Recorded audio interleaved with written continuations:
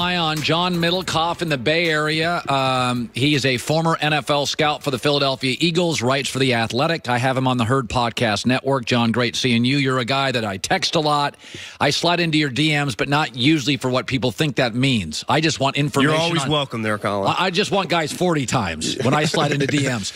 All right, let's talk about this. Odell Beckham is obviously a remarkable talent. He is a freak. Connor Barwin said yesterday he's the most talented human in 10 years in the league I've ever seen.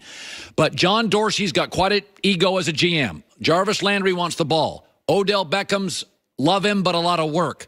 Baker Mayfield's got a strong point of view. Is it not a lot for a rookie head coach? To me, he's the guy that stands out. Baker can handle it. He's been at Oklahoma with a bunch of stars. I mean, countless NFL skill guys. Jarvis and him got along great. They work out with, Odell when he's in L.A., but a guy that's never been a coordinator, even for a full year. I mean, last year he was only the coordinator for, half the year once Hugh and Todd Haley got fired. To put Freddie Kitchens in that situation, you said earlier, there was only one team in the NFL that would have even considered Freddie Kitchens for a head coaching job, and that was the Browns. And the pressure now, it's almost in a year span, whatever, LeBron's gone, the Browns are back. That's what the entire city and the entire state is thinking. Urban retired. All the microscope now is on the Cleveland Browns. We got Odell Beckham, who, he's fantastic. Buddies in the league think he's the most talented player in the league. Now, he's not. He gets injured, but just his pure talent is immense. Like Jarvis, good player. Odell, different level. And those two, are perfect for each other. One guy's working the middle, one guy's going deep. Ben McAdoo felt like he couldn't handle Odell. Like Ben McAdoo unraveled with Odell. Well, here's my question, though. Why would the Giants last year, when they had already been around him, sign him to this massive deal? He was going into his fifth-year option. They could have traded him last year. I was texting people in the league to get a pick 17. To me, a third-rounder means nothing. And it's not their third-rounder. It's the New England third-rounder, so it's late in the third round. And Peppers, I guess he fills in for Landon Collins. But trading players in the NFL, when it's just kind of like a throw-in. The 17th pick, that's one of the craziest trades I've heard from multiple people in the league. They had better offers. They did not want to trade him in the NFC. To me, I understand not wanting to trade him in the division. You wouldn't give him to Howie. You wouldn't give him to Jerry, right? That makes sense. But why do you care to trade him in the end? If you're going to trade him, get the best package. Of course. You and I were talking about it yesterday. If I was the Niners, and I don't know if they did this, I would have offered 2 for Odell Beckham. That's a lot. We see it in the NBA. It happens all the time, right? You trade a top 5 lottery pick for a player. Why wouldn't you do that in the NFL for a guy 26 who everyone that's played with him feels like he's kind of misunderstood? He's not really a bad guy. He's competitive, and he's so talented. I thought it was insane. My jaw hit the floor yesterday when I saw the compensation. Not that they traded him there, but they didn't get pick 17 in next year's one. Let me go to this. So Darnold and Baker have some similarities.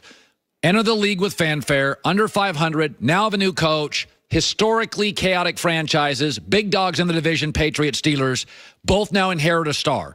Darnold gets Le'Veon Bell, Odell Beckham joins Baker. Which one to you benefited more?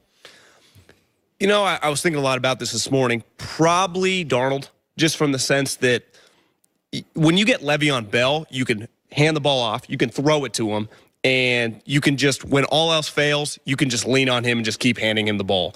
Like with receivers, if you're a little off on a given game, if for whatever reason your offensive line gets hurt and the pass rush is coming for you. By the way, you bracket a receiver. You can take receivers out of game plans. Patriots did it with Tyreek Hill. Now, I will say this, top to bottom, the Browns' offensive lineup is pretty incredible. Yeah. Nick Chubb is a stud. Yep. The tight end can really play, and the 2 receivers are absolute ballers. So the Jets have Le'Veon Bell. Who else do they have? Now, they signed the slot receiver, Crowder. Robbie Anderson's okay player, deep threat. They need to draft a guy, and I would imagine they do this year. There's not really any free agents out there. So overall, the Browns' offense is on a different level. But we've seen, even when Eli's played decent, you can take away a wide receiver. With a running back, he's 5 yards behind me. I just hand him the ball. Right. And Le'Veon, say what you want about him, he is a fantastic player. Oh, he's a great receiver. He's a great back. He can block. All right, so the Kyler Murray thing's interesting. Listen, he's going to be an NFL player. But I've pushed back on he's the same size as Russell Wilson. I showed Russell Wilson video at Wisconsin. Russell Wilson was a 220-pound quarterback Built like a little tank.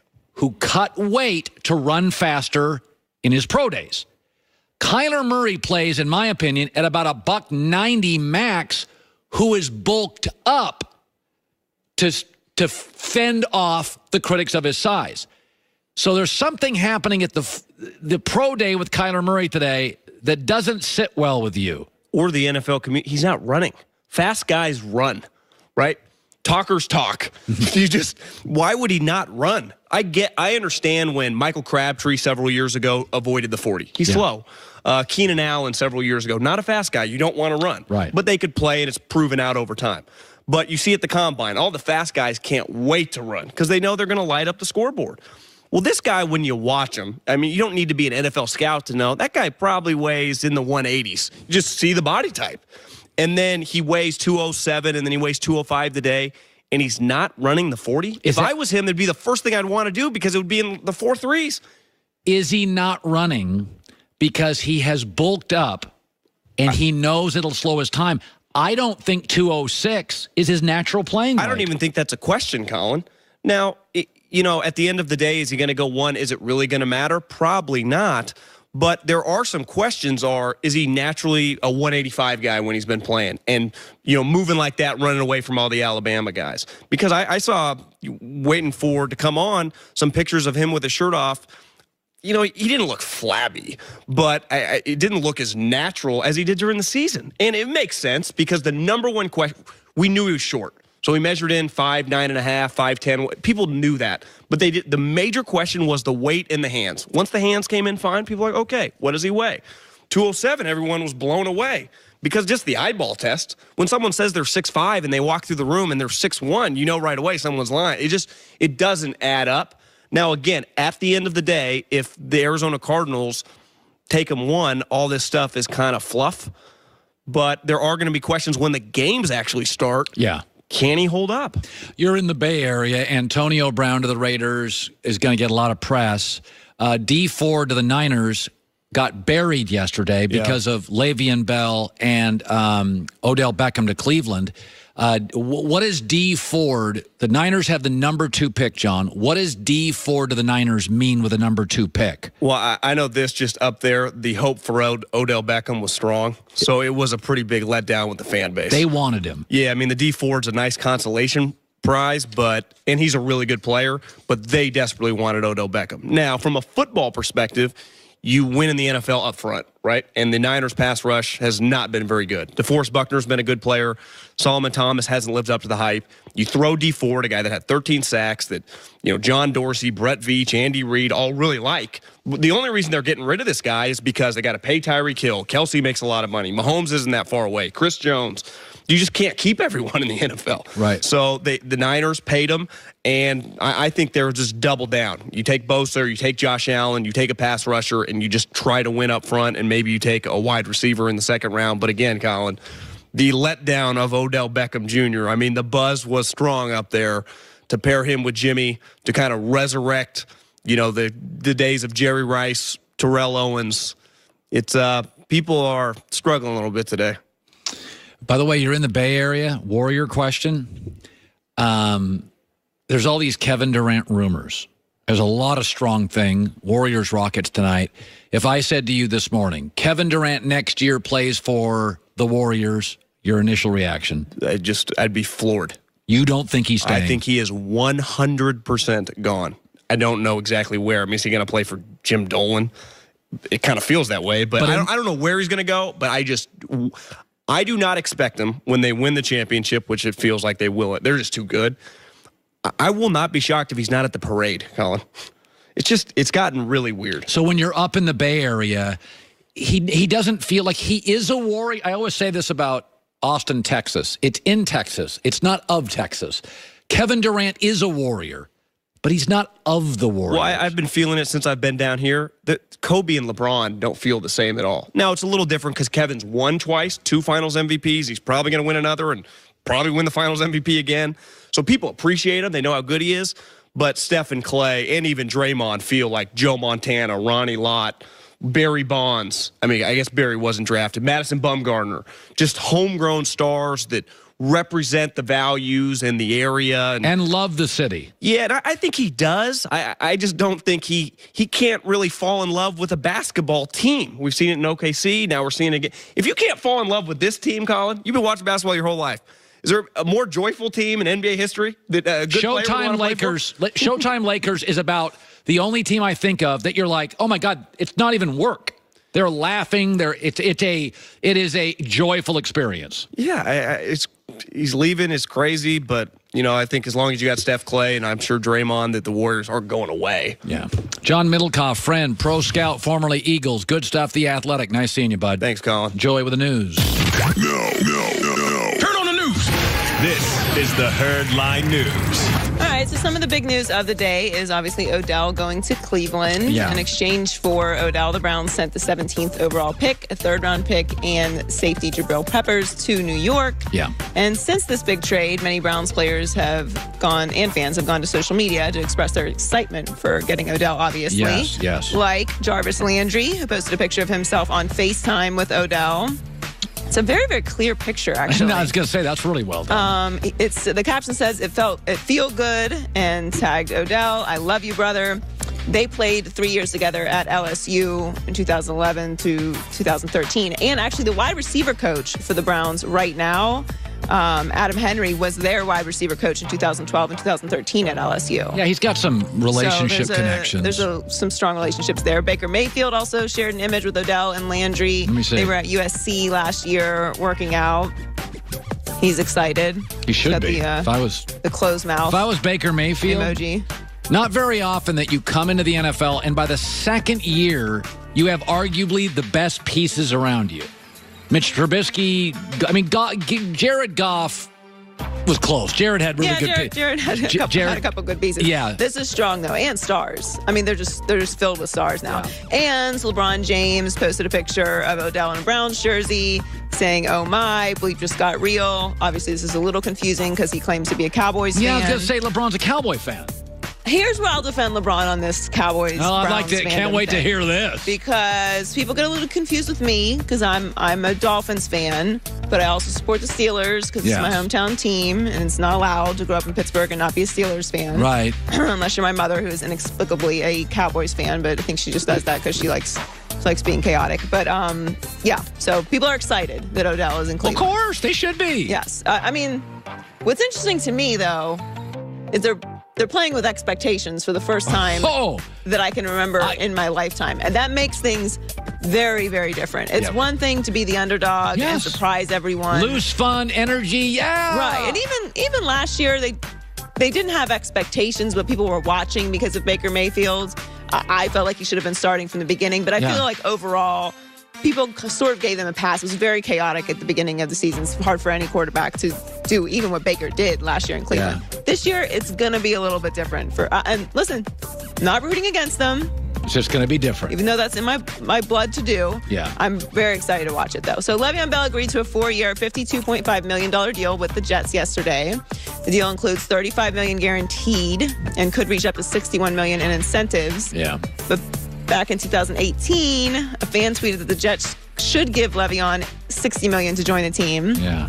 Here was his now deleted response. Little rolling eyes emoji. That ain't enough to come run with the Jets. Yeah. I don't care that he said this. It's not a big deal. Obviously, things change. Like, you're reacting in the moment. I don't either, but I will say he lost $15 million. He'll never get back. And I think he's a good kid. I don't know if he loves football. Like, is he going to go into the season feeling like, hey, you got me on a discount, and the first time he gets hurt, I'm sitting out week 9, 10. Like, I know Odell Beckham, if he's healthy, will play. With Le'Veon Bell, if he walks into the season feeling like he is underpaid, even though he got this deal, do I get 100% all-in Le'Veon Bell? So you feel like he might be one of those players that is going to be paid for what he did instead of what he's going to do? With Le'Veon, my question has always been, football players play football. He sat out a year. He said before, he's not defined by football. He gets a little injury because he carries the ball a lot, and he's their best running back by a mile. He'll get 24 carries, gets dinged up. How do I know Le'Veon Bell's like, you do realize I'm giving you a deal on this? I don't know. I hope not. I don't want to misquote Nick Wright's statistic about him being the most used running back in NFL history. I think that's what he said. So it's kind of tough for me to imagine that a guy that has a workload like that doesn't love football. Now, I understand what you're saying. Sometimes guys get paid and they're like, cool, I got my money, I'm good. But every time a player holds out for money, that's the same story. Like, well, you can't really care about football that much because you're not out there playing. Like, sometimes you have to prioritize and plan for the future. And he got the deal he wanted, so he's not going to get that money back. But sometimes you have to sacrifice for the long term, and I feel like that's what he did. So yesterday, the NBA announced that Russell Westbrook has been fined $25,000 for his altercation with the fan. The fan was also banned from the Jazz's arena for life. And Westbrook said after the game that he responded the way he did because the fans' comments were disrespectful and racial. Well, last night, LeBron James was asked his opinion of the incident, and he supported Westbrook. That guy just took it too far on the other end. There could have been some words. Russ could have said a little bit differently. But at the end of the day, he was in the right. That guy's in the wrong. Stand up and salute. I salute the Utah Jazz and with their organization on doing what they did. My heckling the opposing guy, or am I crossing the line? And there's a fine line when it's not a fine line. That line is very bold. And everyone knows when you're crossing the line. He's actually right. He immediately corrected himself. There isn't a fine line. It's actually very clear, the line of disrespect and racial comments and heckling. It's not confusing to anyone unless you're like this guy who has no concept of what's appropriate in life. It's so funny. Yesterday I went to the internet and people were defending the fan. And it was like, well, if you don't let us yell stuff, 90% of the fans will never go. And it's like, no. 99% of fans hate hecklers. Right. Like, heckler guy really thinks that he's got the support of the arena. No, he doesn't. You don't. Like, the heckler guy is living in his own dimension. No, heckler guy is a narcissist. Yes. And believes that everyone has come there to hear him. Yes. And not see the elite, best athletes in the world compete against each other. That's what heckler guy believes. Also, that's nonsense. So you're telling me if we banned all of the racists who are so emboldened and entitled that they feel comfortable yelling in front of thousands of people at a professional athlete who could destroy them physically if they wanted to, if we remove all of those people, there's not going to be any NBA fans? I might be being a little optimistic here, but I feel like the NBA will still be okay. Yeah. They'll find people to go to the games. There's no defense of the fans, and a lot of players have come out and not only defended Westbrook, but said that they experienced a lot of this too. So I'm glad that the Jazz got on it and did not drag out the investigation and got to the bottom of it and got the guy out. But I don't anticipate this happening moving forward the way that people think it will with Westbrook because they banned him. So there's clearly consequences. Yeah, agree. Joy with the news.